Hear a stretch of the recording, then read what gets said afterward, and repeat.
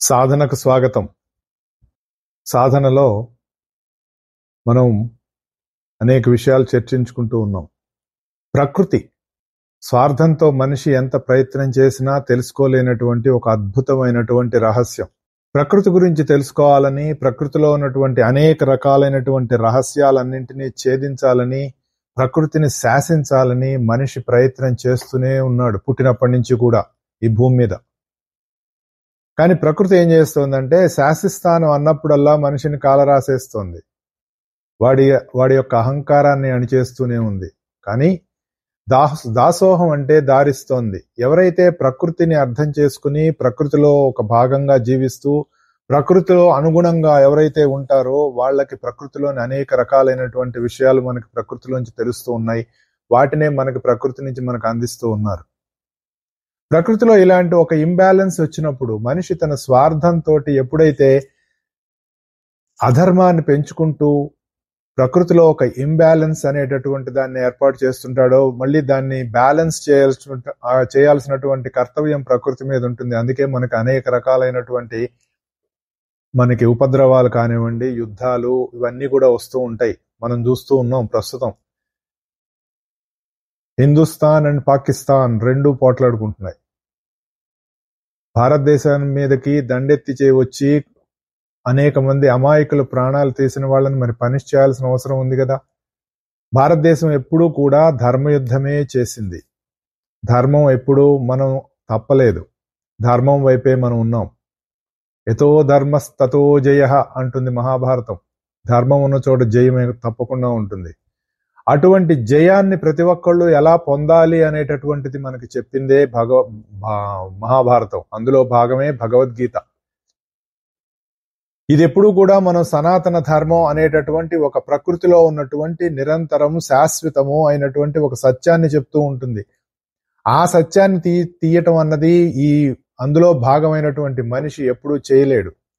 ఎందుకంటే అదేదో అక్కడ పెట్టినటువంటి ఒక వస్తువో ఒక పదార్థమో కాదది.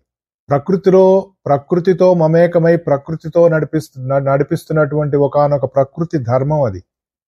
అయిపోయింది సార్, ఇంకా మొత్తం ప్రపంచం మొత్తం సనాతన ధర్మం లేకుండా చేసేసాము, అసలు సనాతన ధర్మం లేదు. మీరు గమ్మత్ ఏంటో చూసారా?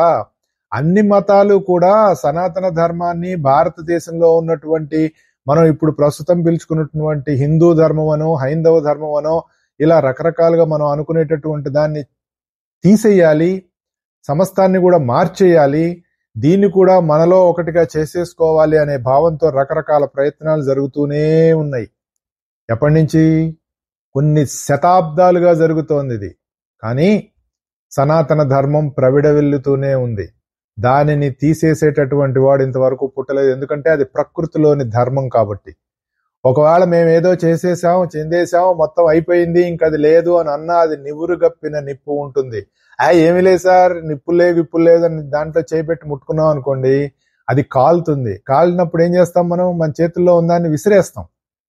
విసిరేసినప్పుడు అది ఎక్కడ వెళ్ళి పడాలి, ఎక్కడ వెళ్ళి పడటం వల్ల అది తిరిగి మళ్ళీ ఎక్కడ విజృంభిస్తుంది అనేటటువంటిది ప్రకృతిలో ఉన్నటువంటి ఆ ధర్మం దాన్ని తీసుకెళ్లి ఎక్కడ పడేయాలో అక్కడ పడేస్తుంది. దాన్ని అక్కడ ప్రకృతి శాసిస్తుంది. అది పెళ్లి పడ్డ చోట నుంచి కారు చుచ్చే సమస్తాన్ని దహించి వేస్తుంది. ఎందుకంటే అన్నిటికీ అదే మూలం గనక. మూలాన్ని తీసేసేంతటి మగాడు ఇంతవరకు ఎక్కడా లేడు. ఏదో మాట్లాడుకుంటూ రకరకాలుగా మనం చేస్తూ ఉంటారు. అటువంటి ధర్మాన్ని అనుసరిస్తున్నటువంటి భరత భూమి ఈ రోజున ధర్మయుద్ధమే చేస్తోంది. అటువంటి యుద్ధంలో అధర్మం నశించి ధర్మానికి జయం కలగాలని ప్రతి ఒక్కడూ కూడా మనం కోరుకోవాలి. విచిత్రం ఏంటంటే ప్రపంచంలో ఉన్నటువంటి అనేక దేశాలు కూడా గమనిస్తున్నాయి. భారతదేశంలో ఉన్నటువంటి సహనము, శాంతి, ధర్మం మనం ఎలా పాటిస్తాం. ఇంట్లో అనేక రకాలుగా కొట్టుకుంటాం.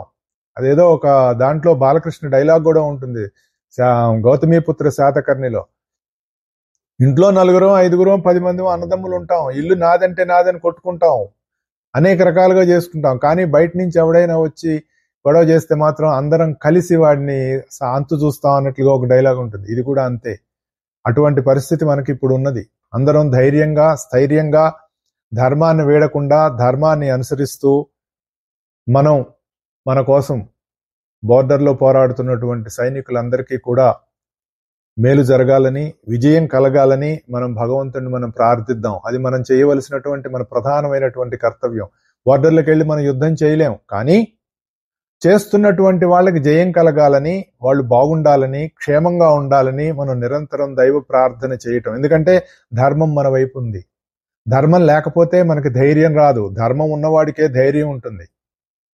మనకు మహాభారతంలో మనం చూసాం, ఆ కథలు మనం ఎన్నో విన్నాం. మనకి ఎందుకు ఇచ్చారు ఇవన్నీ అంటే, మనలో కూడా అటువంటి మనస్తత్వం రావాలని, అటువంటి ఒక స్వభావం మనలో పెరగాలని, ధర్మబుద్ధి పెరగాలని. ఆ ధర్మబుద్ధి పెరగటం వల్ల మనలో ధైర్యం వస్తుందని, ధైర్యం వల్ల మనం కలిగేటటువంటి ఆ సద్బుద్ధితోటి మన సాధన ముందుకు వెళుతుంది. మనం అంటే మనం ఏంటో తెలుసుకుంటాం. ఇవన్నీ ఎన్నో ఉన్నాయి. కాకపోతే విచిత్రం ఏంటంటే, ఇవన్నీ సంస్కృతంలో ఉండటం వల్ల పాండిత్య ప్రతిభకు నోచుకోనటువంటి వాళ్ళు, పండితులకు చెప్పినటువంటి విషయాలు సరిగా అర్థం చేసుకునేటటువంటి వాళ్ళకి ఇది సరిగా వెళ్ళటం లేదు అనేటటువంటిది ఒక బాధాకరమైనటువంటి విషయమే. దానికి తోడు మనకు చెప్పినటువంటి సనాతన ధర్మంలో అనేక శాస్త్రాలు, అనేకమైనటువంటి వచ్చేసి వాటిలో ఎన్నో రకాలైన ప్రక్షిప్తాలు. మనిషి ఇందులో కూడా స్వార్థంతో ఎన్నో రకాలైనటువంటి వాటిని చొప్పించేయటం వల్ల ఒక కన్ఫ్యూజన్ అనేటటువంటిది మనుషుల్లో క్రియేట్ అయిపోయింది. దానివల్ల ఏది చేస్తున్నాం, ఎందుకు చేస్తున్నాం, ఎలా జరుగుతోంది, ఏం జరుగుతోంది అని మనకు తెలియదు. మన దేవాలయాలు చూసుకుంటే చాలా బాధేస్తుంది. నిన్న నా స్నేహితుడితో ఒక అతనితో మాట్లాడుతుంటే వాడు అన్నాడు అనమాట, మనది మన మన మన మతం చాలా కాస్ట్లీ అయిపోయిందిరా, ఆఖరికి గుళ్ళో చెప్పులకు కూడా స్టాండ్కి డబ్బులు కట్టాల్సిన పరిస్థితి వచ్చేసింది, మరి ఇంకా వేరే మతాల్లోకి వెళ్లకుండా ఎలా ఉంటారు అని అన్నాడు. అది ఎంత సత్యం అంటే, మనం ఏదైతే దేవాలయం, విద్యాలయం, మూడోది ఏంటంటే వైద్యాలయం. వైద్యాలయం, దేవాలయం, విద్యాలయం, ఇవన్నీ ఆలయాల కింద చెప్పారు మనకి. కానీ మనం ఏం చేసుకున్నాం, దేవాలయం ఒక్కటి మాత్రం ఉంచుకున్నాము, విద్యాలయాలని పాఠశాలలుగా మార్చేసాం. వైద్యాలయాలని ఆసుపత్రుల కింద మనం మార్చేసాం, వైద్యశాలలుగా మార్చేసాం. చూడండి, వైద్యశాల అని రాస్తారు అంటే అంగళ్ళు కింద మార్చేసాం. అది ఎంత దరిద్రమైనటువంటి దారుణమైన దుస్థితితో ఆలోచిస్తే మనకు తెలుస్తుంది. దేవాలయాల ముందు చెప్పులు ఇప్పటానికి మనం డబ్బులు కట్టించుకొని వాటికి కావలసినటువంటి వేలం పాటలు పెట్టి చేస్తున్నాం అంటే అది చాలా దౌర్భాగ్యమైనటువంటి స్థితి. పక్క మతం వాడు ఏమంటాడు, నువ్వు చెప్పులు ఇప్పక్కర్లా, నువ్వు రోడ్డు మీద వస్తూ పేడ దొక్కొచ్చినా సరే నువ్వు మా లోపలికి వచ్చేసి మా దేవుణ్ణి ప్రార్థన చేసుకోవచ్చు అని చెప్తుంటే, ఇక్కడ డబ్బులు కట్టేవాడు ఇటు వస్తాడా అటు వెళ్తాడా? ఒకసారి ఆలోచించండి. మన మతం ఎక్కడికి వెళ్ళిపోతుంది అని గనక మనం ఏదో చంకలు గుద్దేసుకుంటున్నాం మనం. కానీ అందులో ఉన్నటువంటి ఇలాంటి వాటిని మనం పట్టించుకోవట్లా. దేవుడికి దగ్గరికి వెళ్ళాలంటే కొబ్బరికాయ కొట్టాలి, దేవుడి దగ్గరికి వెళ్ళాలంటే మరి పూలు ఇవ్వాలి, దండలు ఇవ్వాలి. అవేం అక్కర్లేదు అంటున్నాడు అవతల వాడు. మరి ఎందుకు మారరు? మనలో ఉన్నటువంటి రకరకాలైనటువంటి ఇట్లాంటి వాటిని సరి చేసుకోకుండా, మా తాతల నేతులు దిగారు, మా మూతుల వాసన చూడండి, మా ధర్మం గొప్పది, మా మతం గొప్పది అంటే ఎవడికి కావాలి సార్? ఈ రోజున ఎవడు ఆలోచిస్తున్నాడు అవన్నీ? ఇవన్నీ మనం సరి చేసుకోకుండా మనం చేయటం అన్నది కాదు. ఇది చెప్పినటువంటి ధర్మం, ఇది ధర్మంతో కూడింది, అది సనాతనమైనటువంటిది, అది ప్రకృతిలో అంతర్లీనంగా ఎప్పుడూ ఉంటుంది. ఇలాంటి వాళ్ళకి ఎన్ని కోట్ల మంది వచ్చినా దాన్ని తీసేయటం అన్నది ఎప్పుడూ జరగదు. అది ఉంటూనే ఉంటుంది. ప్రకృతిని తీసేస్తాను నేను అంటే ఎవడు తీసేస్తాడు? ఇది మనం అర్థం చేసుకోవాలి. ఇక్కడ మనం భగవద్గీత మనం చెప్పుకుంటున్నాం. ఎందుకు ఇవన్నీ మనం చెప్పుకుంటున్నాం అంటే అవగాహన పెరగాలి. అవగాహన పెరగటం వల్ల మనలో ఆలోచన పుడుతుంది. ఆలోచన పుట్టట్లా మనిషిలో. మనం ప్రతిరోజు చేసేటటువంటి ఎన్నో రకాలైన మన పనుల్లోంచి మనకు ఏం ఆలోచన వస్తుంది, దానిలో ధర్మం ఉందా లేదా, మనం ఆలోచనలో ఎంతవరకు మనం కరెక్ట్ గా ఉన్నాం, ఈ చేస్తున్నటువంటి ఆలోచన నీకు కానీ నీ చుట్టూ ఉన్నటువంటి వాళ్ళకి కానీ ఎలా ఉపయోగపడుతుందనే ఒక తపన మనిషిలో పుట్టట్లా. అది పుట్టినప్పుడు క్షమించండి, మనకి జంతువుకి ఏం తేడా లేదు. అవి ఉంటున్నాయి, మనము ఉంటున్నాయి. చెట్లు, పుట్టలు, జంతువులు, మనుషులు అందరూ కలిసే పెరుగుతున్నాం. అన్ని ప్రకృతిలో భాగమే. కానీ మనిషిని ప్రకృతి ఏం చేసిందంటే పెద్దన్నగా పెట్టింది. మరి నీకు నువ్వు ఉన్నావని తెలుసు, నీకు ఆలోచన ఉంది, నీకు భావాలు ఉన్నాయి, ఏం చేయాలో తెలుసు, నీకు విచక్షణ ఉంది. మిగిలిన వాటికి అది లేదు. కాబట్టి నువ్వు పెద్దన్నగా వాటిని చూసి జాగ్రత్తగా నువ్వు నడుచుకుంటూ వాటిని నడిపించాల్సిన బాధ్యత నీ మీద ఉన్నది అని ప్రకృతి మనిషికి అప్పచెబితే, స్వార్థంతో మనం రకరకాల మతాలు సృష్టించుకొని రకరకాల భావాలతోటి నాదే కరెక్టు, నీదే కరెక్టు అనే ఒక కుచ్చితత్వంలోకి వెళ్ళిపోయి మనల్ని మనం ఉద్ధరించుకుంటున్నాము అనేటటువంటిది, ఒక బురదలో పడుకున్న పంది ఇంతకంటే గొప్ప సువాసన లేదు అని ఎలా అనుకుంటుందో మానవ జాతి ఇప్పుడు అలా ఆలోచిస్తుంది. తలుచుకుంటే చాలా ఆవేదన వేస్తుంది, బాధ వేస్తుంది మనకి. రాజవిద్య రాజగుహ్య యోగంలో క్లియర్ గా చెప్పాడు, నువ్వు ఇతర దేవతలను ఆరాధిస్తున్నా నన్నే ఆరాధిస్తున్నావు అన్నాడు. దాన్ని మనం తప్పుగా కాదు అర్థం చేసుకోవాలి. ఏ దేవతా రూపం తీసుకున్నా, ఏ జీవి రూపం తీసుకున్నా, ఏది తీసుకున్నా అందులో చైతన్యంగా ఉన్నది నేను అనేటటువంటిది ఒకే ఒక తత్వము అని గనక మనం అర్థం చేసుకోకపోతే, మనం దానికి సంబంధించినటువంటి రకరకాల లేబుల్స్ పెట్టుకొని, ఇది ఆవకాయ పచ్చడి, ఇది వెల్లుల్లిపాయ, ఇది తొక్కుడు పచ్చడి, ఇది మాగాయి, లేదంటే ఇది చింతకాయ పచ్చడి, ఇది అల్ల పచ్చడి అని మన సీసాల మీద ఎలా పెట్టుకుంటామో, రకరకాల సీసాలకి సంబంధించినటువంటి దేవుళ్ళకి మనమే పేర్లు పెట్టేసుకున్నాం. వాడు అంటాడు వచ్చి, మీ దాంట్లో 33 కోట్ల దేవతలు, హే వాళ్ళ పేర్లు చెప్పు అంటాడు వీడు. అసలు దాని తత్వం ఎవడికి చెప్పగలిగిన వాళ్ళు లేదు. అమ్మో అది బ్రహ్మ విద్య అండి అని మాట్లాడేవాడు ఒకడు ఉంటూ ఉంటాడు. ప్రతివాడికి ఎలా తెలుస్తుంది? దీన్ని ఎప్పుడు చెప్పి దానిలో విడకొట్టి చెప్పి, ఒరే నాన్న ఇదేమీ లేదురా, ఉన్నది ఒకటేరా, నువ్వు ఉన్నది ఒక్కడివే. ఎలా నీ భార్య నిన్ను భర్తగా భావిస్తోంది, నీ బిడ్డ నిన్ను తండ్రిగా అంటున్నాడు, మీ నాన్న నిన్ను కొడుకుగా భావిస్తున్నాడో, అలాగే ఒకే ఒక తత్వం ఇన్ని రూపాల్లో, ఇన్ని భావాల్లో, ఇన్ని రకాలుగా అవుతోంది. ఒకే ఆకలిని తీర్చడానికి కొన్ని లక్షల రకాలైన పదార్థాలు మనం ఎలా తింటున్నామో, ఎలా ఒకే విద్యుత్ కొన్ని లక్షల బల్బుల్ని వెలిగిస్తోందో, ఒకే అగ్ని ఇన్ని రకాలుగా ఎలా వ్యాపించి ఉంటోందో, అలాగే ఒకే ఒక తత్వం సృష్టి అంతా వ్యాపించి ఉందిరా. రకరకాల పేర్లు పెట్టుకున్నాం, పేర్లలో పడి కొట్టుకు చచ్చిపోతున్నాము, అంతే తప్ప ఉన్నది ఒకటే అని చెప్పే మగాడెవరు? కనపడట్లేదు కదా. శాస్త్రాల్లో చెప్పుకుంటూ ఈ శాస్త్రంలో నువ్వు అది చేయకపోతే మట్టి కొట్టుకుపోతావు, ఇది చేయకపోతే దుమ్ము కొట్టుకుపోతావు, ఈ దేవతను పూజించు అది ఫలితం వస్తుంది, ఈ దేవతను, అసలు దేవతలనే పూజించొద్దని చెప్తోంది భగవద్గీత. నువ్వు ఏ దేవతను పూజిస్తావో ఆ దేవతకి వెళ్ళి తర్వాత చెప్తాడు ఆ విషయం. నన్ను పూజించు అంటున్నాడు. నన్ను అంటే కృష్ణుడు అని మనం రాసేసుకొని ఒక లేబుల్ పెట్టుకున్నాం. కృష్ణుడు చెప్పలేదు అది ఎక్కడ. కృష్ణుడిని పూజించు, విష్ణువుని పూజించు అని చెప్పలా, నన్ను అన్నాడు. నన్ను అంటే నేను నీలో ఉన్నాను రా, ఆ నేనే నేను అని చెప్తున్నటువంటి భావాన్ని ప్రపంచవ్యాప్తంగా ఎప్పుడు తీసుకెళ్తాం? ప్రతి పామరుడికి, ప్రతి పండితుడు చెప్పినప్పుడు కూడా చెప్పాలి, నువ్వు చెప్పేది తప్పు అని చెప్పి, కృష్ణుడు చెప్పింది కృష్ణుడి గురించి కాదు, సర్వత్రా వ్యాపించి ఉన్నటువంటి ఒకే ఒక చైతన్యమైనటువంటి ఆ తత్వం, అంతర్యామి తత్వం గురించి చెప్పాడు అనే భావన 10 మందికి చెవుల్లో నూరి పోసేటటువంటి తత్వం వచ్చిన రోజున ఇవన్నీ పోతాయి. లేకపోతే పోవు. ఇన్ని జన్మలు కాదు, ఇన్ని భూములు కాదు, ఎన్ని సూర్యమండలాలు వచ్చినా కూడా మనం మనంగానే పుడుతూనే ఉంటాం. ఆ భావం ఎప్పుడు వస్తుంది? రాదు కదా. ఒకే ఒక రూపంతో ఉన్నటువంటి వాడు ఇన్ని రూపాలుగా ఎలా వ్యాపించి ఉన్నాడు అనేటటువంటి దాని గురించి చెప్పడానికే ఏకం సత్ విప్రా బహుదా వదంతి అని వేదం చెప్తే రకరకాలుగా మనం భావించుకున్నాం. అదంతా వేదం అండి, ఆ మతం వేరండి అని మనం మాట్లాడేస్తున్నాం. ఎవరు చెప్తారు? చదువుకున్నవాడు అలాగే చెప్తున్నాడు, చదువుకోని వాడు అలాగే చెప్తున్నాడు, పండితుడు అలాగే ఉన్నాడు. ఎవడు చూసినా ఇంకొకడికి కావలసినటువంటి రకరకాల కన్ఫ్యూజన్ లో స్టేట్ లోకి వెళ్ళి నెట్టేస్తున్నారు. కానీ స్ట్రైట్ గా పాయింట్ చెప్పేది భగవద్గీత చెప్తున్నటువంటి సారాంశం ఇది. మేము భగవద్గీత గురించి ప్రచారం చేస్తున్నాం అంటూ కూడా మనం ఏం చేస్తున్నాం? మళ్ళీ మనకు సంబంధించినట్లుగానే మనం మాట్లాడుకుంటున్నాం, మన దేవుడి గురించే మనం ప్రచారం చేసుకుంటున్నాం. కానీ అందులో చెప్పినటువంటి అసలైనటువంటి సత్యాన్ని మనం అందరికీ అందిస్తున్నామా? లేదు. భక్తి పెరుగుతోంది ప్రపంచంలో. మీరు విచిత్రంగా కనుక చూసుకున్నట్టయితే విపరీతంగా భక్తి పెరుగుతోంది. దేవుడి గుళ్ళకి మా చిన్నప్పుడు ఇంతమంది వెళ్ళేవాళ్ళు కాదు. ఇప్పుడు దేవుడి గుళ్ళల్లో ఖాళీ లేదు. అందుకని ఏం చేస్తున్నారు? ఇందాక చెప్పినట్టు చెప్పుల స్టాండ్ కూడా వేలంపాట. గుడి ముందు అమ్మవలసినటువంటి పూలు పండ్లు వీటికి కూడా వేలంపాట. ఎందుకు పూలు పళ్ళు? దేవుడు అడిగాడా? అడిగాడు కదా సార్. పత్రం పుష్పం ఫలం తోయం, ఎందుకో చెప్పుకుందాం. అది కూడా చెప్పినటువంటి భావాన్ని మనం అర్థం చేసుకోకపోతే, అసలు భక్తి అంటే ఏంటో మనకు తెలియకపోతే, త్రికరణ శుద్ధి అంటే ఏంటో మనకు తెలియకపోతే, అసలు జ్ఞానం అంటే ఏంటో తెలియకపోతే మనలో ఉన్నటువంటి మూఢత్వం ఎలా పోతుంది? అజ్ఞానం ఎలా పోతుంది?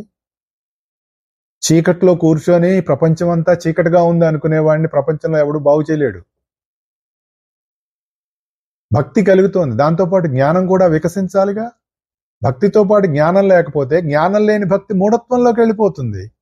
అందుకే కదా దేవుడంటే మా దేవుడే గొప్ప అని అనుకుంటూ మన తలకాయలు బద్దలు కొట్టుకుంటూ, ఒకప్పుడు శివుడు గొప్ప, విష్ణువు గొప్ప అని రాజ్యాలు యుద్ధం చేసుకున్నాయని మనం చదువుకున్నాం.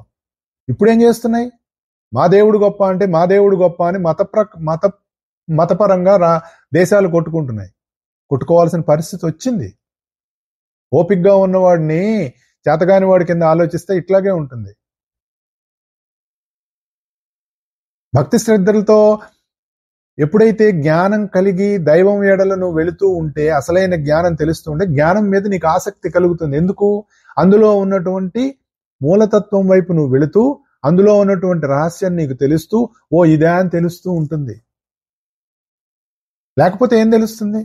గుప్పెడ మూసుంచినంత కాలం అందులో ఏదో ఉందనుకుంటాం. తెలిస్తే ఏమీ లేదు అందులో. ఇన్ని విషయాలు మనకి ఇన్ని చెప్పినా అందులో చెప్పింది చాలా క్లుప్తంగా భగవద్గీతలో చెప్పేశాడు ఆయన. ఇది తప్ప ఇంకొకటి లేదు. వేదంలో చెప్పండి, ఉపనిషత్తుల్లో చెప్పండి, ఇతిహాసాల్లో చెప్పండి, ఆరణ్యకాల్లో చెప్పండి, యు నేమ్ ఇట్, బైబిల్లో చెప్పండి, ఖురాన్లో చెప్పండి. ఎవరు చెప్పినా భగవద్గీతను దాటి చెప్పలేదు. ఎందుకంటే ఉన్నది ఒకే తత్వం కాబట్టి. ఆ వైపు నువ్వు నడు నడు నడు నడు నడు అని చెప్తుంటే, సార్ రాముడికి ఏ నామంతో చేస్తే బాగుంటుంది సార్, కృష్ణుడికి ఏ నామంతో చేయాలి సార్, ఏ అమ్మవారికి పూజ చేస్తే ఏమవుతుంది సార్ అనేటటువంటి స్థితిలోనే మనం ఉండిపోయాం. ఎప్పుడైతే నీలో జ్ఞానం పెరిగిందో, జ్ఞానంలో ఆసక్తి పెరిగిందో, జిజ్ఞాస పెరిగిందో, అప్పుడేమవుతుంది? మెల్లిమెల్లిగా అజ్ఞానం అనేటటువంటిది తగ్గిపోతూ నీలో ఉన్నటువంటి పరిమితమైనటువంటి ఈ అవగాహన ఏదైతే ఉందో అది క్రమంగా ఏమైపోతుంది? అపరిమితం అవుతుంది. పరిమితత్వం పోతుంది. నువ్వు అనుకునేటటువంటి ఈ లోకలైజ్డ్ కాన్షియస్నెస్, లోకలైజ్డ్ అండర్స్టాండింగ్ నుంచి యూనివర్సల్ అండర్స్టాండింగ్ లోకి మన మనస్సు వెళుతుంది. దానికోసం మనం ప్రయత్నం చేయాలి. అది కాకుండా యాంత్రికంగా చేసేస్తూ ఉంటాం. దానివల్ల ఏమీ రాదు. 5 నిమిషాలు చేయండి, 10 నిమిషాలు చేయండి, దానివల్ల ఏమీ రాదు. మూఢత్వం పెరుగుతుంది, అంధవిశ్వాసాలు పెరుగుతాయి, దైవం అంటే భయం పెరుగుతుంది మనిషిలో. ఇది ఒకటి చాలా ముఖ్యమైనది. భగవంతుడి గురించి ప్రపంచంలో ఎంతటి భయాన్ని క్రియేట్ చేస్తున్నారు అంటే, అంతకంటే మనిషి చేసుకున్నటువంటి ఒక దుస్థితి ఇంకొకటి లేదు. తండ్రిని చూసి బిడ్డ భయపడుతున్నాడు అంటే ఆ తండ్రి గొప్పవాడా అండి? ఒకసారి ఆలోచించండి. బాగా చదువుకుంటున్నాడు, మంచి మార్కులు వస్తున్నాయి, తను చేయవలసినటువంటి కర్తవ్యాన్ని తాను చేస్తున్నటువంటి ఒక బిడ్డ తండ్రిని చూసి భయపడుతున్నాడు, తల్లిని చూసి భయపడుతున్నాడు అంటే ఆ తల్లిదండ్రులు ఎలాంటి వాళ్ళు? ఒకసారి ఆలోచించండి. మనం కూడా భగవంతుడి విషయంలో అలాగే చేస్తున్నాం. నీ కర్తవ్యాన్ని నువ్వు నిర్వర్తిస్తూ, నీ ధర్మాన్ని నువ్వు నిర్వర్తిస్తూ, నీవు చేయవలసినటువంటి తోటి సహాయం తోటి వాళ్ళతోటి నువ్వు ఉండవలసిన రీతిగా నువ్వు ఉంటూ ఉంటే దైవం గురించి భయపడాల్సిన అవసరం ఏమిటండి? నిన్నొచ్చి నా సర్వనాశనం చేస్తాడా? నేను రెడీ. నిజంగా భగవంతుడే వచ్చి నిన్ను సర్వనాశనం చేస్తానికి రెడీగా ఉంటే అంతకంటే జీవితంలో కావాల్సినటువంటి అదృష్టం ఏముంటుందండి? భగవంతుడు నీ కోసం దిగొస్తున్నాడు. హిరణ్యాక్షుడు, హిరణ్యకశిపుడు, కంసుడు, మరి ఇలాంటి మనం ఎన్నో కథలు చదువుతూ ఉంటాం కదా మనం. దాంట్లో భగవంతుడు అవతారం ఎత్తి దిగొస్తాడు కదా. అంటే ఆ జీవుడు ఎంతటి వాడై ఉండాలండి? ఒక జీవుడి కోసం దైవం దిగొస్తున్నాడంటే వాడు దుర్మార్గం చేస్తే చేయనండి. ఎందుకు చేశాడు? రావణాసురుడి కోసం రాముడు దిగొచ్చాడు.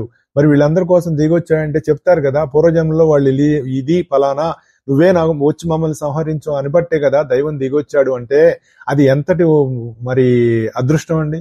ఆ స్థితికి నువ్వు వెళ్ళావా? కాకుండా మనం విపరీతమైన భయంతో చచ్చిపోతున్నాము ప్రతిదానికి. మా పక్కింటి వాళ్ళు ఎవరో ఇలాగే అన్నారు. వాళ్ళకి ఎవరో ఏదో బట్టలు పెట్టారట, దాంట్లో అది నలుపో డార్క్ బ్లూనో తెలియక నల్లదనుకొని ఆవిడ గడగడ వణికిపోతుంది. ఇంకేముంది, నాకేదో కొంపలు అంటుకుపోతాయని. ఏది ప్రకృతి చేస్తుందా? భగవంతుడికి నీ మీద పగ. శ్రోతలారా, దయచేసి ఆలోచించండి. భయాలు, ఆందోళనలు భగవంతుడి విషయంలో వద్దు. నాకు చాలా ఒక రకమైన ఆవేశం వస్తుంది. ఎందుకా తెలుసా? భగవంతుని చూసి భయపడుతుంటే. భగవంతుని చూసి భయపడు. నీలో స్వార్థం ఉంటే భయపడు, నీలో అధర్మ బుద్ధి ఉంటే భయపడు, నీలో ఇంకొకరికి అన్యాయం చెయ్యాలనే భావన ఉంటే భగవంతుడి విషయంలో నువ్వు భయపడు. లేనప్పుడు నువ్వు భగవంతుడిని ప్రేమగా నువ్వు చూసుకో. నీ బిడ్డను నువ్వు ఎంత ప్రేమగా నువ్వు ఆదరిస్తావో, నీ బిడ్డతోటి నువ్వు ఎంత ప్రేమగా ఉంటావో, అటువంటి ప్రేమ నువ్వు భగవంతుని యందు ఉంటే అది నిజమైనటువంటి పవిత్రమైనటువంటి భక్తి. అప్పుడు నీకు కావలసినటువంటి వికాసం నీకు కలుగుతుంది. నీకు కావలసినటువంటి జ్ఞానం నీలో వికసిస్తుంది. ఎక్కడి నుంచి వస్తుంది? లోపల నుంచి తెలుస్తూ ఉంటుంది. భగవంతుడు అంటే మనం భయపడటం అక్కర్లేదు అని. అప్పుడు నీలో ఒక త్రికరణ శుద్ధి ఏర్పడుతుంది. అంటే మనసులో కలిగే భావం, నువ్వు చేసే పని, నీ యొక్క మాట అన్నీ కూడా ఒకే తాటి మీద ఉన్నప్పుడు అది ఒక పవిత్రమైనటువంటి భక్తి శ్రద్ధలతో కూడినటువంటి ఒక జీవితం అవుతుంది. భక్తి అంటే త్రికరణ శుద్ధే. ఇది మనం గుర్తుపెట్టుకుంటే, ఈ ఆలోచనతోటి మనం గనక భగవత్ కథలు గాని ఏవైనా చదువుకుంటే అప్పుడు వాళ్ళల్లో అటువంటి వారికి దైవం నుంచి సహాయం ఎలా అందింది అనేది మనకు తెలుస్తుంది. ఏదో ఒక మంత్రం ఇచ్చారండి, ఇవాళ రాత్రి నేను చేసేసి తెల్లారి పొద్దున్నే ఆకాశంలోకి చూస్తుంటాడు. అదేంటంటే ఇంకా రాలేదేంటి నా కోసం?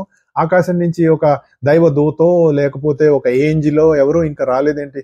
మహాత్ముడైపోయాను కదా, రాత్రి మంత్రం చేశాను. ఇలాంటి ఒక పిచ్చి అవగాహన నుంచి బయటపడాలి. అలా జరగదన్ని. అదా ఎవరికైనా జరిగింది అంటే వాళ్ళు కారణ జన్మలు, వాళ్ళు ఏదో చేయాల్సింది ఉంది, అందుకని వాళ్ళకి ప్రకృతి ఇవ్వాల్సినవన్నీ ఇస్తుంటుంది. ప్రతి ఒక్కడి ఇంట్లో టెలిఫోన్ ఉండేది కాదు ఒకప్పుడు. ఎలిజిబిలిటీ ఉన్నవాడికే ఎలా టెలిఫోన్ ఉండేదో, ఎలిజిబిలిటీ ఉన్నవాడికే గవర్నమెంట్ ఎలా కార్ ఇచ్చేదో, అలాగే ప్రకృతిలో నీకు ఎలిజిబిలిటీ వస్తే నీకు కనెక్షన్ వస్తుంది. అప్పటి వరకు నువ్వు ఎలిజిబిలిటీ నువ్వు సంపాదించుకోవాల్సిన బాధ్యత నీ మీదే ఉంటుంది. అంతేగా? పెద్ద ఉద్యోగం చేయాలంటే చదువుకోవాలండి, దానికి కావాల్సినటువంటి జ్ఞాన సముపార్జన చెయ్యాలి. వచ్చే వరకు చేస్తూనే ఉండాలి. నీకు ఎలిజిబిలిటీ వచ్చిన తర్వాత నువ్వు ఎలిజిబుల్ అంటే నీకు జాబ్ వస్తుంది. అప్పటి వరకు రెజ్యూమే పంపిస్తూనే ఉంటాం, ఇంటర్వ్యూలకు వెళుతూనే ఉంటాం, వాడు రిజెక్ట్ చేస్తూనే ఉంటాడు. ఎక్కడో ఒకటి వస్తుంది, ఇదిగో వచ్చింది అనుకుంటాము, తీరా వాడు కాదు, నీకంటే ఇంకోడు ఉన్నాడు వాడికి వచ్చిందని. మనకి ఇన్ని మనం చూస్తూనే ఉంటాం కదా మన డైలీ లైఫ్ లో. ఇది మనకి గుర్తుపెట్టుకోవాలి. ఇలా రకరకాలుగా ఉన్నవాళ్ళు అదే చెప్తున్నారు, అహం హి సర్వయజ్ఞానాం భోక్తాచ ప్రభురేవచ నతు మామాభిజానంతి తత్వేనాతశ్చవంతి తే అంటున్నాడు ఇక్కడ. వివిధ దేవతా రూపములను ఆరాధన చేయువారు తత్వ దర్శనము చేయజాలకున్నారు. ఎందుకంటే you are struck with the labels, not the source or origin of that particular deity. అందుకని ఏం చెప్తున్నాడు, నువ్వు తత్వం తెలుసుకోలేకపోతున్నావు అంటున్నాడు. మూలంలోకి నువ్వు వెళ్ళిపో. తత్వం అంటే మూలం. మనం ఎక్కడ ఉండిపోయాం? మనం పెరిఫరల్స్ లో ఉండిపోయాం. We not in the centre. చాలా రోజులైంది మనం ఎగ్జాంపుల్ చెప్పుకున్నాం. Centre and circumference. For every circle there is a centre. Centre లేని సర్కిల్ ఉండదు. మీరు చుక్క పెట్టకపోయినా దానికి ఎక్కడో ఉంటుంది కదా పాయింట్, ఇన్విజిబుల్ పాయింట్ ఉంటుంది కదా, సెంటర్. ఇది మన చుట్టూ ఉన్న ప్రపంచంతో పోల్చుకోవచ్చు, నీతో నువ్వు కూడా పోల్చుకోవచ్చు. నీకు నువ్వే కేంద్రం. ఆ కేంద్రాన్ని వదిలేసి మనం ఎన్నో జన్మలు అయిపోయింది. ఎట తెలుస్తుంది సార్? మొన్నే కదా మీరు అన్నారు మనకి లేవు, మనకి ఎన్ని జన్మలు ఉంటాయో తెలియదు, ఉన్నది ఇదే ఒకటే అనుకోని దీన్నే మనం అనుభవిద్దాం. అనుభవించడం అంటే ఏమిటో తెలుసా? అనుభూతి చెందటం. ఎప్పుడు నువ్వు అనుభూతి చెందుతావు? నీకు నువ్వుగా ఉంటే అనుభూతి చెందుతావు. కేంద్రంతో అనుసంధానంగా ఉన్నప్పుడే. When you are in contact with center, then only you can experience, otherwise not. అప్పుడు ఏమవుతుంది? పెరిఫరల్ లో ఉంటావు, అంటే ప్రపంచంతో ఉంటావు, నీతో నువ్వు ఉండవు. ఎప్పుడైతే నువ్వు ప్రపంచంతో ఉంటావో ప్రపంచం నిన్ను స్క్వీజ్ చేసేస్తూ ఉంటుంది, పిండేస్తూ ఉంటుంది. ఏమిట్రా అలా అయిపోయావు, ఎవడో స్ట్రా వేసి లాగేసినట్టు అని ఎవడో ఒక జోక్ విన్నాను నేను. అలా అయిపోతాం. అందుకే ధ్యానం చేసేవాడికి, ప్రపంచం మీద పడి తిరుగుతున్న వాడికి అవగాహనలో కానీ వాడి మొహం చూస్తే తెలిసిపోతుంది, ప్రశాంతతలో వాడికి ఎలా ఉన్నాడన్నది తెలిసిపోతుంది. ఎందుకు? ప్రపంచం వాడిని స్క్వీజ్ చేసేస్తుంది ప్రతి క్షణం. వీడు ప్రశాంతంగా కేంద్రంతో ఉన్నాడు, వాడు సెంటర్, వాడితో వాడు ఉన్నాడు. వాడితో వాడు ఉండటమే ధ్యానం. ఆ స్థితి వరకు వెళ్ళటం కోసమే మన ప్రయత్నం అంతా. ఇది చెప్తున్నాడు ఇక్కడ. అన్నిటికీ నేనే ప్రభువు, నేనే భోక్తను. అంటే నేనే భోక్తను అంటే నేనే, I'm the person who is enjoying. దైవం అన్ని దిక్కుల్లోనూ ఉన్నాడని చెప్తారు. మనకు చాలా ఎగ్జాంపుల్స్ కూడా చెప్తారు. ఎటు కాళ్ళు పెట్టి పడుకున్నా దేవుడు ఉన్నాడండి, ఎటు పెట్టి పడుకోవాలన్నట్టు ఒక ఆయన. అదేమిటి అంటే దేవుడు ఎక్కడో ఉన్నాడు కాబట్టి అటు కాళ్ళు పెట్టకూడదు. కాళ్ళు కూడా దేవుడేగా, అది మనం మర్చిపోయాం. కాళ్ళంటే ఏదో హీనమైనవని, తలంటేనే ఉత్తమమైనదని మనకు ఒక భావన కదా. కాళ్ళని చాలా హీనంగా చూస్తాం. అందుకని దేవుడి వైపు కాళ్ళు పెట్టకూడదు. ఎట్లేడు దేవుడు? మీ ఇంట్లో పూజా మందిరంలో నువ్వు పెట్టుకున్న చోటే దేవుడు ఉన్నాడా? అవతల వైపు దేవుడు లేడా? ఈశ్వర సర్వభూతానాం, అన్ని భూతాల్లో నేనున్నాను అని చెప్పినప్పుడు, భూతం అంటే పుట్టింది, అన్ని దిక్కులు పంచభూతాలు అనుకున్నావు, అన్ని దిక్కుల్లోనూ దైవం ఉన్నాడు అన్నప్పుడు నువ్వెక్కడున్నావు? అందులోనే ఉన్నావుగా. In him we live, in him we move అన్నాడు ఒక ఆయన. అన్నీ అందులోనే చేస్తున్నావు. చేప నీళ్లలో పుట్టిందండి, నీళ్లలోనే ఉంది. అది నీళ్లలోంచి బయటకు వస్తే చచ్చిపోతుంది. ఉన్నంతకాలం నీళ్లలోనే ఉంది. దానికి ఎవరో చెప్పారు నీళ్ళంటే తెలుసా అందుట. దానికోసం వెతుక్కుంటోంది. అది చేప నీళ్లలో పుట్టింది. ఎగ్జాంపుల్ మా గురువుగారు ఇచ్చారు. ఇది నీళ్లలో పుట్టింది, నీళ్లలోనే పెరుగుతోంది, నీళ్లలోనే జీవిస్తోంది. ఎవరో చెప్పారు దానికి నీళ్ళంటే తెలుసా అని అన్నారు. విన్నది, ఓ నీళ్ళంటే ఎట్లా ఉంటాయో అని ఆ నీళ్లలోనే వెతుక్కుంటోంది. మనం ఏం చేస్తున్నాం? దైవంలోనే పుట్టాం, దైవంలోనే పెరుగుతున్నాం, కానీ దైవం కోసం వెతుక్కుంటున్నాం. మనం ఉన్నది అందులోనే అనే భావన మర్చిపోయాం. అన్నిటా అంతటా లోపల బయట సమస్తం ఉన్నటువంటి దాన్ని గుర్తించకుండా దానికోసం వెతుక్కుంటున్నాం. అందుకనే చెప్తున్నాడు, ఈ రకరకాలైనటువంటి దేవతారాధనలు చేస్తూ మూలతత్వాన్ని మర్చిపోతున్నారు. మనం కూడా అంతే, మన గురించి మనం మర్చిపోయాం. ఎందుకు? అన్నిట్లో ఉన్న మూలాన్ని చూడకుండా, దానికి మూలమైన దైవాన్ని చూడకుండా ఇతరంగా చూడటం వల్ల దాన్ని ఐతిరేయం అంటారు. ఇతరంగా చూడటం వల్ల లోకంలోకి జారిపోతున్నాం. అంటే we are moved away from our centre. ఇది మనలోకి ఎంత దిగితే మనకు అట్లా తెలుస్తుందండి. నువ్వు ఏ దేవుణ్ణి ప్రార్థన చేసినా అక్కడికే వెళ్తోందంటే దాని అర్థం అది. అన్నిటికీ గమ్యం నేనే, అన్నిటికీ ప్రభువు నేనే అంటే అర్థం ఏంటి?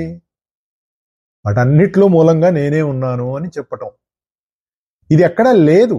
ఇది మనం ఎందుకు భగవద్గీతను మనం ఇంతగా పట్టుకొని తవ్వుకుంటున్నాము అంటే, ఇది ఇంకెక్కడా చెప్పలా ఈ విధంగా, ఇందులో చెప్పినంతగా ఇంకెక్కడా చెప్పలా. కాబట్టి మనం దీన్ని తవ్వుకుంటున్నాం. అది మనం గుర్తుంచుంటే మనకు తెలుస్తుంది. ఇదే మనకి కర్మ సన్యాస యోగంలో కూడా ఒక మాట చెప్తాడు ఇట్లాగే, అహం హి సర్వయజ్ఞానం భోక్తాచ ప్రభురేవచ అని రాజవిద్యా రాజగుహ్య యోగంలో చెప్పినట్టే కర్మ సన్యాస యోగంలో కూడా ఒకటి చెప్తాడండి, భోక్తారం యజ్ఞ తపసాం సర్వలోక మహేశ్వరం సుహృదం సర్వభూతానాం జ్ఞాత్వా మాం శాంతి మృచ్చతి అంటాడు. ఈ విధంగా తెలుసుకున్నవాడు శాంతిని పొందుతున్నాడు అని అక్కడ చెప్పాడు. ఇక్కడేం చెప్తున్నాడు? వీటన్నిటికీ ప్రభువు నేనే. అలా తెలుసుకోకుండా రకరకాల దేవతా పూజలు చేసుకుంటూ ఉన్నటువంటి వాడు అసలు తత్వాన్ని తెలుసుకోలేకపోతున్నాడు అని ఇక్కడ చెప్తున్నాడు. అది మనకు తెలుస్తుంది. దీని గురించే మనకు చెప్తారు. ఏంటది? ఆకాశాస్పతితం తోయం యథాగచ్చతి సాగరం సర్వదేవ నమస్కార కేశవం ప్రతిగచ్చతి. సార్ ఇది మరి సంస్కృతంలో చెప్పారు కదా సార్, కాబట్టి హిందూ మతం కదా సార్. మళ్ళీ మన దరిద్రం మనతోటే ఉంటుంది, ఎక్కడికి పోదు. ఈ భావన ఉన్నంతసేపు మనతోటే ఉంటుంది. అది కొంచెం ఆవేదనగా ఉందండి. ఇవన్నీ ఆలోచిస్తే చాలా బాధేస్తూ ఉంటుంది. అందుకే అసలు ఐ డోంట్ నో, అందుకే ఇలా మాట్లాడుతున్నాను. ఆలోచించండి, జస్ట్ థింక్. మీలో మీరు ఆలోచించుకోవాలి, ప్రతి ఒక్కళ్ళు ఆలోచించుకోవాలి. ఇక్కడ మనం ఈ కార్యక్రమంలో చెప్పుకునేవన్నీ కూడా ఇవే కరెక్టు అనే భావన ఎవ్వరూ దయచేసి తీసుకోవద్దండి. ఇది ఒక ఆలోచన కలిగించటానికి ఇచ్చేటటువంటి ఒక చిన్న ఇన్స్పిరేషన్ మాత్రమే అనేటటువంటి భావన మీ మనసులో ఉంచుకొని మీకుగా మీరు ఆలోచన చెయ్యండి. పక్కవాడు చెప్పింది చెయ్యటం అనేటటువంటిది చాలా విశ్వాసం ఉంటే చెయ్యొచ్చు, కానీ అదే భావన మీలో కలిగి దాని నుంచి మీకు ఇన్స్పిరేషన్ కనుక వచ్చినప్పుడు దాని మీద మీరు ఎక్కువ వర్క్ చేయడానికి అవకాశం ఉంటుంది. ఈ భావన మీలో ఒక ఇన్స్పిరేషన్ కలిగించి తద్వారా మీకు ఉన్నటువంటి భక్తిని జ్ఞానం వైపు మళ్లించి ఆ జ్ఞానం ద్వారా మీకు వికాసం కలిగించి ఆ వికాసం ద్వారా మీలో కావలసినటువంటి చక్కని అనుభూతితో కూడినటువంటి సాధన జరగటానికి ఈ కార్యక్రమం ఉపయోగపడాలి అనేటటువంటిది నా భావన. అందుకోసం మనం ప్రయత్నం చేద్దాం. మనం గతంలో యజ్ఞం అంటే ఏంటో చెప్పుకున్నాం. యజ్ఞం అంటే 10 మందికి ఉపయోగపడే పని అండి. మామూలుగా మనకు రకరకాల యజ్ఞాలు, ఇందులో కూడా మనం యజ్ఞాల గురించి చెప్పుకున్నాం. ద్రవ్య యజ్ఞం, మరి దేవయజ్ఞం, మరి జ్ఞాన యజ్ఞం, మరి ఆహార యజ్ఞం, ఇలా రకరకాల యజ్ఞాల గురించి మనం చెప్పుకున్నాం. 12 రకాల యజ్ఞాలు ఏవో చెప్తాడు. ఈ యజ్ఞాలన్నిటికీ నేనే భోక్తనంటే అనుభవించేటటువంటి వాడిని నేనే. ఇంతమందిలో మామూలుగా యజ్ఞార్థంగా చేసినా స్వార్థంగా చేసినా మంచి పని ఎప్పుడూ కూడా యజ్ఞార్థమైన ఫలితమే ఇస్తుంది. కొంతమంది స్వార్థంగా చేసిన అంటే మంచి పేరు రావాలి అనేటటువంటి ఒక స్వార్థంతో ఒక వ్యాసం కాలంలో ఒక చోట ఒక చలివేంద్రం పెట్టారు. రోజు చక్కగా అక్కడ ఆయన పెద్ద ఫోటో పెట్టుకున్నారు. ఓహో పలానా ఆయన ఇది చేస్తున్నారండి అని. స్వార్థంగా వాడికి మంచి పేరు రావాలని పెట్టుకున్నా అది 10 మందికి ఉపయోగపడుతుంది కాబట్టి అది యజ్ఞార్థమైనట్టే. నీకు ఇష్టమై చేసినా ఇష్టం కాకుండా చేసినా మంచి పని 10 మందికి ఎట్లాగో ఉపయోగపడుతుంది. అయితే వీటన్నిటిని అనుభవించేటటువంటి వాడు యజ్ఞభోక్తగా అంటే దానికి మూలమైనటువంటి దాన్ని అనుభవించేవాడిని నేను. అంటే ఎవరైతే స్వార్థంగా పనిచేస్తున్నా కూడా వాడిలో దాన్ని అనుభవించేవాడిని నేనే. అహంకారం కాదు, నేనే అనుభవిస్తున్నాను. ఈ భావం మనకు ఉంటుందండి. మనం అనుకుంటున్నాం అదేదో మనకు పేరు వస్తుంది అనుకుంటున్నాం. నువ్వు పేరు వస్తుందని నువ్వు అదో ఒక మాయలో పడిపోతున్నావురా, నిజానికి ఆ పేరు నాకు వస్తుంది అంటున్నాడు కృష్ణుడు. నీ ఇష్టం ఏం చెప్పుకుంటావు చెప్పుకోపో. విచిత్రంగా అనిపించదండి. అంటే నీకంటూ నీ సొంత పనేం లేదు. ఎవడు ఏ పని చేసినా అంతర్యామి పనే చేస్తున్నాడు. అలాగే ఇతర దేవతల గురించి ఇక్కడ చెప్పినప్పుడు ఏంటంటే మనం చేయవలసింది ఏమిటి సార్ మరి ఆ లెక్కన మరి ఈ పూజలు ఈ గుళ్ళు ఇవన్నీ అక్కర్లేదా అంటే అన్నీ వెళ్ళాలి. ఇప్పుడు ఉన్నదాన్ని దేన్ని మనం మానక్కర్లా. చేయవలసింది ఏంటి అంటే ఒక సాధకుడుగా నువ్వు చేయవలసింది ఏంటి అంటే ఎక్కడ ఏ దేవత ఆరాధన చేసినా, ఎక్కడ ఏ దేవతని దర్శించినా, లేదంటే ఎక్కడ నువ్వు ఎలాంటి కార్యక్రమం చేసినా అందులో అంతర్లీనంగా ఉన్నటువంటి అంతర్యామిని గనక నువ్వు గుర్తు పెట్టుకున్నట్లయితే నీ సాధన అంతర్యామి వైపు వెళుతుంది. లేకుండా నువ్వెంతసేపు లేదంటే అక్కడే స్ట్రక్ అయిపోతావు. తర్వాత శ్లోకంలో చెప్తున్నాడు, యాంతి దేవవ్రతా దేవాన్ పితॄన్ యాంతి పితృవ్రతాః భూతాని యాంతి భూతేజ్య యాంతి మా మజ్జాజినోపి మాం అని చెప్తున్నాడు. యాంతి దేవవ్రతా దేవాన్, దేవతలను ఆరాధించే వాళ్ళు దేవతాలోకాలకు వెళ్తారు. పితృన్ యాంతి పితృవ్రతాః, పితృదేవతలను ఆరాధించే వాళ్ళు పితృలోకాలకు వెళ్తారు. భూత ప్రేతములను ఆరాధించేటటువంటి వాళ్ళు ఆలోకాలకు వెళ్తారు. నన్ను ఆరాధించేటటువంటి వాళ్ళు నన్ను చేరుకుంటారు అని చెప్తున్నాడండి. తర్వాత ఇది రాజవిద్యా రాజగుషి యోగంలో 26వ శ్లోకం, 26th శ్లోకం. ఇప్పుడు మనం ఆలోచించుకోవాలి మనం చేస్తున్నటువంటివి. క్లియర్గా చెప్తున్నాడు ఇక్కడ, దేవతలు పూజ చేసుకో. ఎందుకు? You are struck with the label. ఇంకొక సందర్భంలో ఎక్కడో చెప్తాడు భగవద్గీతలోనే, దేవతలు అనుకుంటున్నావు కదా వాళ్ళకి నేను తెలియదు అంటున్నాడు. చెప్తాడు దేవతలకు కూడా నేను తెలియదు అన్నాడు. అంటే ఏమిటి? దేవతలు కూడా వాళ్ళ యొక్క నామరూపాలతోటి స్ట్రక్ అయిపోయి ఉన్నారు అనేటటువంటిది ఆ స్టేట్మెంట్ అర్థం. మనం చెప్పుకుంటాం కదా, ఇంద్రుడు అలాగే స్ట్రక్ అయిపోయాడని, ఇంకా మిగిలిన అగ్నిదేవుడని, వీళ్ళందరూ కూడా వాళ్ళకు ఉన్నటువంటి రకరకాల ఐడెంటిటీ తోటి వాళ్ళు స్ట్రక్ అయిపోయారు అని చెప్తున్నాడు కదా. మనం ఐడెంటిటీ తోటి స్ట్రక్ అయ్యామో మనకంటే వాళ్ళు బెటర్గా ప్రకృతి శక్తులుగా, ప్రకృతిని నడిపించేటటువంటి శక్తులుగా, దేవతలంటే వేరే ఎవరో అనుకోకండి, ప్రకృతిని నడిపించేటటువంటి వివిధ పోర్ట్ఫోలియోలు ఉన్నటువంటి శక్తులు, వాటిని దేవతా శక్తులు, అవన్నీ కూడా మనకంటే ఒక బెటర్ స్టేట్ లో ఉన్నాయి. ఇంకా మన లెవెల్లోనే మనం స్ట్రక్ అయిపోయి ఉన్నాం, మన ఐడెంటిటీ లెవెల్లోనే. నువ్వు ఏ దేవతను పూజిస్తున్నావు ఆ దేవతకి సంబంధించినటువంటి ఒకానొక లోకం అంటే ఆ ప్లేన్ ఆఫ్ ఎగ్జిస్టెన్స్, అదొక కక్ష, అందులోకి వెళ్ళిపోతాం. ఇలాంటి వాళ్ళందరూ అక్కడికి చేరతారు అని చెప్తున్నాడు. దీని మీద విచిత్రంగా నేను ఒక చోట చదివాను, చాలా ఆశ్చర్యం వేసింది. మామూలుగా మనకి దేవతాలోకాలని, పితృలోకాలని, మనుష్యలోకాలని, భూతలోకాలని చెప్తూ ఉంటారు, మనకి వస్తాయి మన దాంట్లో. మరి మిగిలిన అన్ని చోట్లలో ఎందుకు రావు అంటే ఇక్కడ ఈ సనాతన ధర్మంలో చేసినటువంటి రీసెర్చ్ ఏదైతే ఉందో ప్రకృతి మీద, మిగిలిన దాంట్లో అంత లేదు. వాళ్ళు కొంత నెగేట్ చేశారు. ఎందుకు నెగేట్ చేశారు అంటే వాళ్ళకి వాటి మీద సరైన అవగాహన అర్థం కాక వాటిని కొన్ని పక్కకి తీసేశారు. లేదంటే తర్వాత మొదట్లో చెప్పినా కూడా తర్వాత అవన్నీ ఇవి మనకు అక్కర్లేదు, మన ప్రచారానికి కానీ, మత మార్పిళ్లకు కానీ, ప్రజల్ని వంచడానికి కానీ, నమ్మించి మోసం చేయడానికి కానీ ఈ విషయాలు అక్కర్లేదు. ఇవన్నీ ఇతర మతస్థులు చెప్పి ప్రజల్ని మోసం చేస్తున్నారు అనే భావన మనం వాళ్ళ మీద రుద్దటం కోసం అవన్నీ మిగిలిన వాటిలోంచి తీసేశారు. ఒకప్పుడు అన్ని చోట్ల ఉన్నాయి, ఎందుకంటే జ్ఞానం భూమంతా ఒకే రకంగా వ్యాపించి ఉంది. తర్వాత వాళ్ళని డైల్యూట్ చేసుకుంటూ వచ్చేసారు వాళ్ళు దాన్ని. కానీ మనది ఇంకా అలాగే ఉంది. ఏది? ఈ సనాతన ధర్మంలో దేవతాలోకాలున్నాయి, పితృలోకాలున్నాయి, భూతలోకాలున్నాయి. ఇవన్నీ ఎక్కడున్నాయి? మనలోనే ఉన్నాయి. మన చుట్టూ ఉన్న ప్రకృతిలో ఉన్నాయి, అలాగే మనలో కూడా ఉన్నాయి. ఏమండో ఈ సమన్వయం లేకపోతే మనకి చాలా కష్టం అయిపోతుంది. ఈ సింథసిస్ కావాలి, యాజ్ అబౌవ్ సో బిలో అన్నట్టుగా. లేదంటే మనం అనుకునేటటువంటి మైక్రో కాస్మోస్, మ్యాక్రో కాస్మోస్ లాగా ఇవన్నీ మనం అండాండ పిండాండ సమన్వయం అని చెప్తారు. బ్రహ్మాండ పిండాండ సమన్వయం. బ్రహ్మాండం ఏంటో పిండాండం అలాంటిది. అంటే బ్రహ్మాండంలో ఏముందో నీలో కూడా అదే ఉంది. నీలో దేవతాలోకాలకు సంబంధించిన ఉన్నాయి, నీలో పితృలోకాలకు సంబంధించిన ఉన్నాయి, నీలో భూతలోకాలకు సంబంధించిన ఉన్నాయి, ఇంకా కిందకి వెళ్ళకపోతే అధోలోకాలకు సంబంధించినటువంటి అంటే నీ ఒకే ప్రజ్ఞ వివిధ స్థాయిల్లో ఎలా ఉంటుంది అనేటటువంటి దాన్ని కనుక మనం అర్థం చేసుకుంటే ఈ లోకాలంటే ఏంటో మనకు తెలుస్తుంది.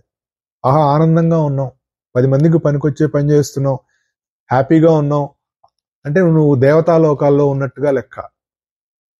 మనకి పిల్లలు కలగాలి, వాళ్ళ వంశం అభివృద్ధి చెందాలి, దానికి కావాల్సిన కార్యక్రమంలో నువ్వు పితృలోకాలకు సంబంధించినటువంటి దాంట్లో ఉన్నావు.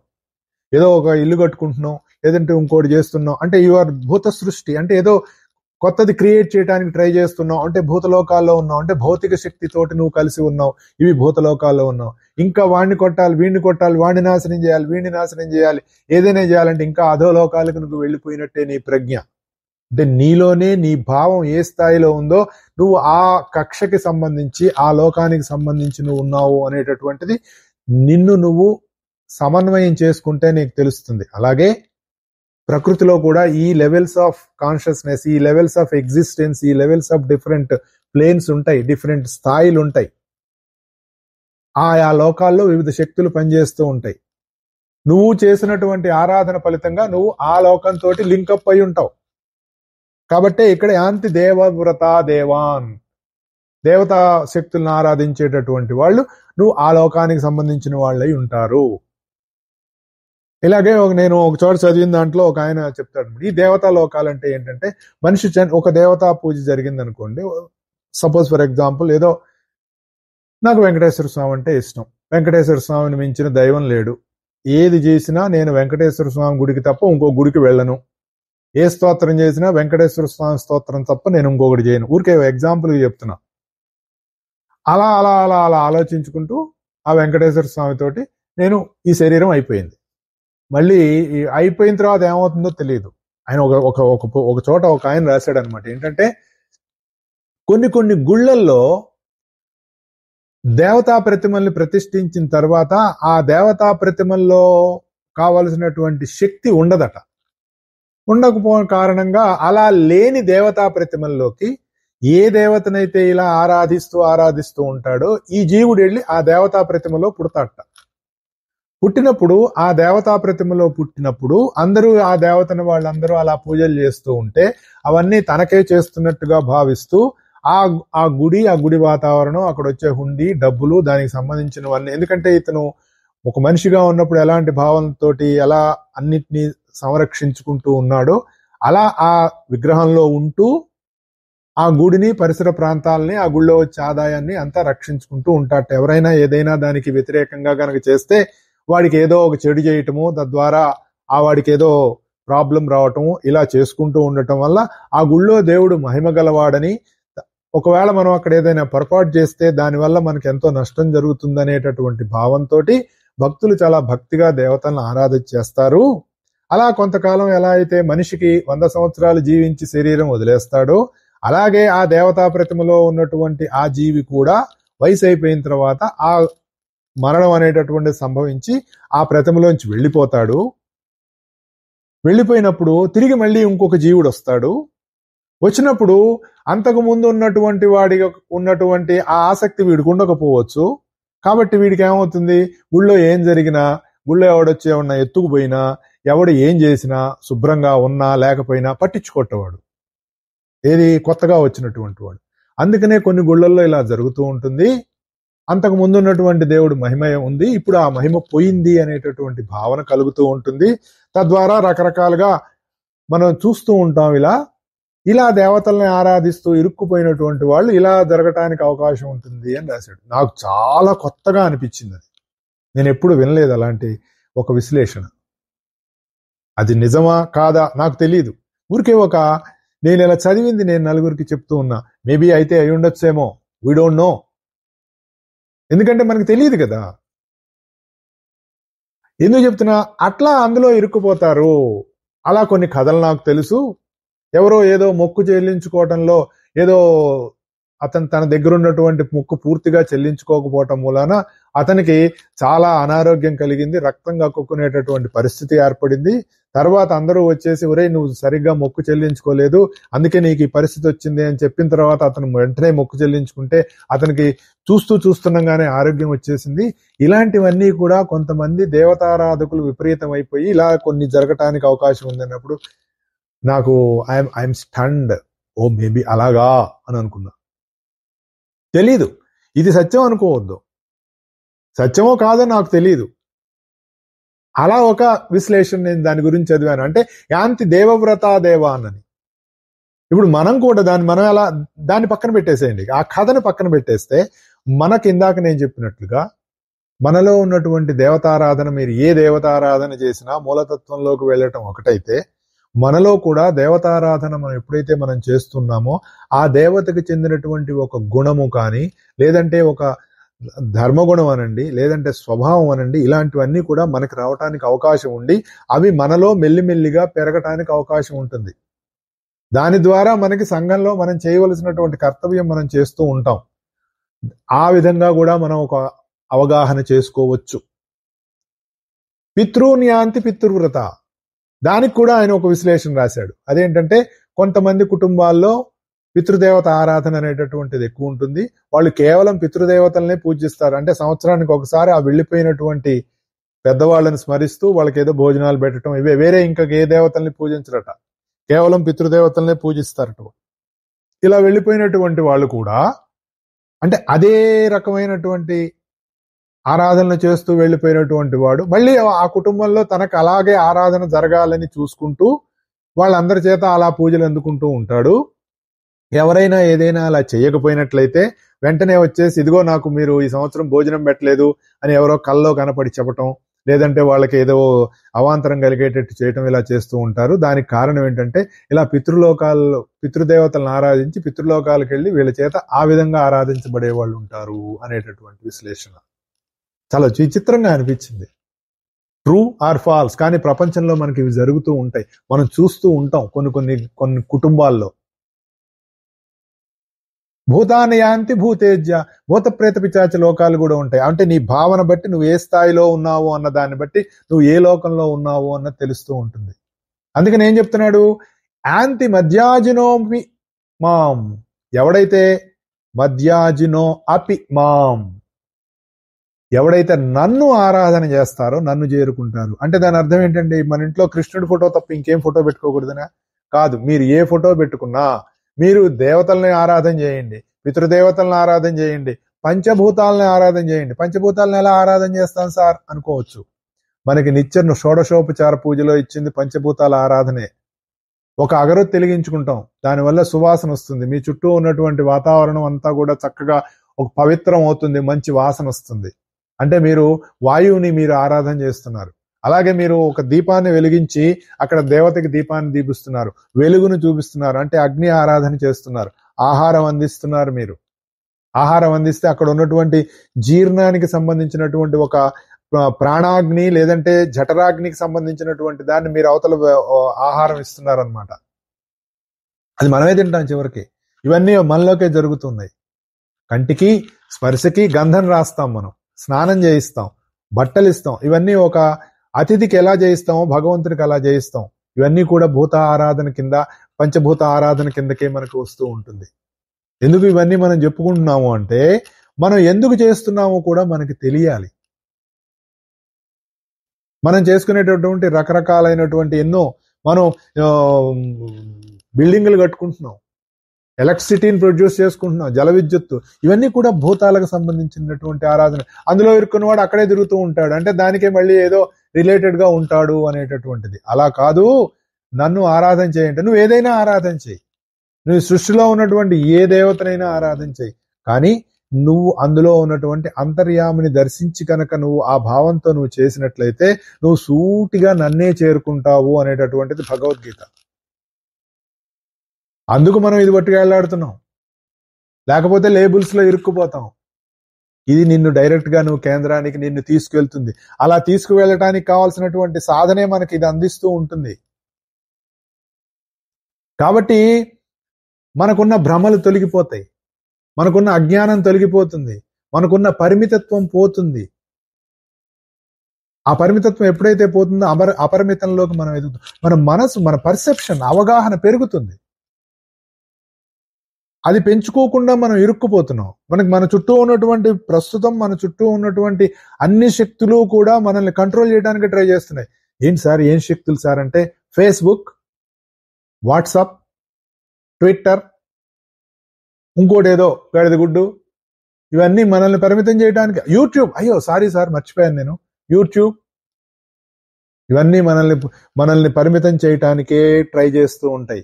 అందులో వచ్చే ఎన్నో రకాలైనటువంటివి అవన్నీ మనం వింటూ ఉంటాం. ఇది చేస్తే బాగుంటుంది, ఇంకేముంది, నువ్వు ఇది చేసావంటే నువ్వు అసలు కోటీశ్వరుడు. ఎలా అయిపోతావండి?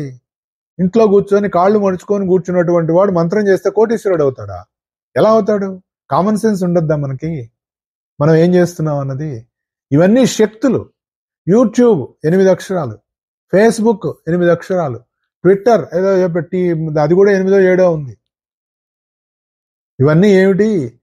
న్యూమరాలజీలోకి వెళ్తే వీటికి సంబంధించినటువంటి గ్రహ ప్రజ్ఞలు కూడా ఉంటాయి. ఒకటి శాటర్న్, ఒకటి రాహు, ఇలా ఏవో దానికి సంబంధించినటువంటి గ్రహ ప్రజ్ఞలు ఉంటాయి. వీటన్నిటి చేత మనం బంధించబడిపోతున్నాము.